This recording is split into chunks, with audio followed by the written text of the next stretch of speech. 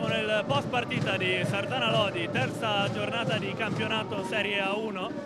Sardana Lodi che termina 2-1, partita combattutissima tra i lodigiani e i sarzanesi, ormai sta diventando un classico negli ultimi anni. Siamo con Alessandro Faccino che questa sera ha segnato il secondo gol del Lodi, gol della vittoria. Buonasera, e qual è il tuo commento sulla partita? Penso è stata una grande partita, molto combattuta, anche il risultato parla chiaro.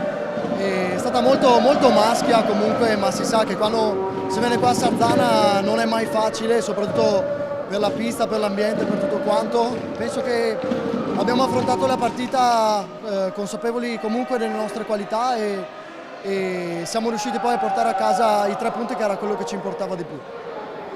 3 punti che sono in saccoccia, ora sono 6 in 2 partite. Ora il Lodi deve guardare avanti verso la prossima, il Novara, partita saltata, però già al 30, tra 4 giorni, il Lodi deve affrontare subito un'altra partita.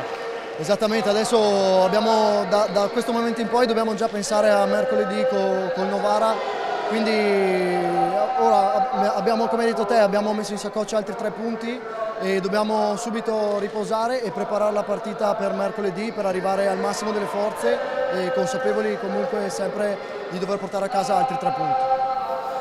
Punteggio pieno, battuto bene nella prima giornata il Viareggio, battuto con una partita tirata, ma anche oggi il Sardana. Qual è l'obiettivo stagionale, forse, se si può già chiedere, di questo Amatori Basket Lodi? Allora, noi entriamo in pista ogni volta per vincere, quindi noi vogliamo andare più avanti possibile e portare a casa più punti possibili. Ovvio che più andiamo in su e meglio è. Comunque il nostro obiettivo, noi pensiamo partita per partita, vogliamo portare a casa i 3 punti ogni partita e vediamo come va.